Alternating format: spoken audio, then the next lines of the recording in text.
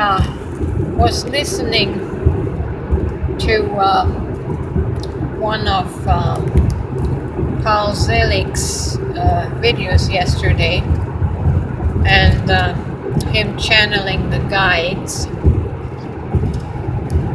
and I seem to be channeling the same consciousness, because what the guides are showing him is what I am being shown. And I really love that man's attitude. He's so humble. He doesn't want to give the guides a name or an identity because of the spiritual ego that would attach itself to it. But he did mention a name. He mentioned them as Melchizedek, the Melchizedek consciousness.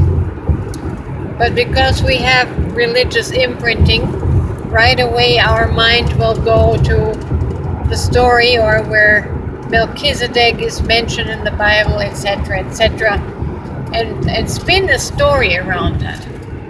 Whereas the names are really irrelevant. So I got to thinking, when Jesus was on the earth, did he ever say that he was channeling some guides? Did he ever name them by name? I think the closest he ever came was by naming it the Father. But even in that, he recognized and realized that he was that consciousness when he said, I and the Father are one, or I and this consciousness are one. I am that consciousness. And so the same thing, one could say I am channeling some kind of entity in all of my morning musings, because surely as my human self, I would not consider myself having this type of wisdom and insight. But that is the mind trying to separate my human self from my conscious self, my higher conscious self. And so that separation only exists if we allow the mind to make it.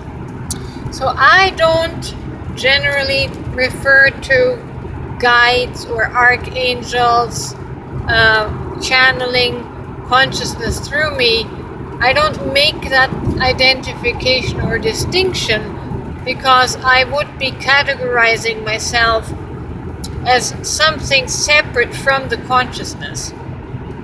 I am not separate from the great source consciousness. I am not separate from the Melchizedek consciousness.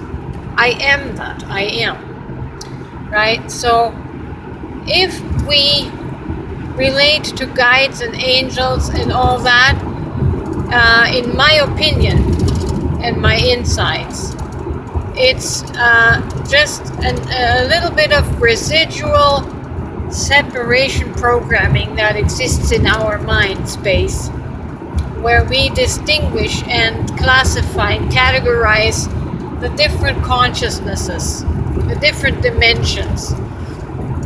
And our mind just differentiates and identifies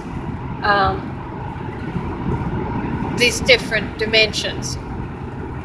But all in all, you are that consciousness. You are the guides that you are channeling.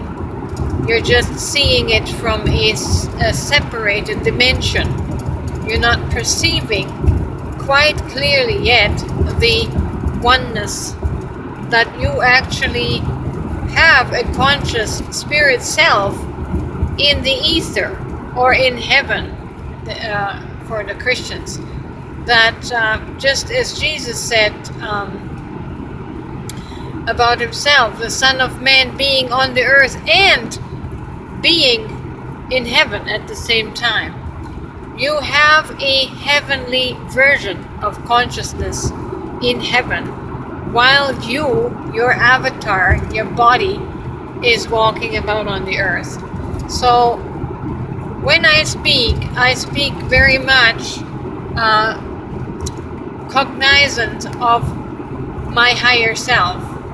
I know that I am channeling from my higher consciousness, which is one with the source consciousness. So whether you are relating to angels or guides, I'm here to tell you that you are those angels and you are those guides, and you're really just drawing from your higher source consciousness. That's how I see it, how I perceive it, how I experience it. I do not need to make these different identifications for spiritual entities, which at the end of it all is all the same consciousness fractaled out in, like the sun with its many different rays fractaling out the sun, the light, or the consciousness. So you are the rays and you are the sun.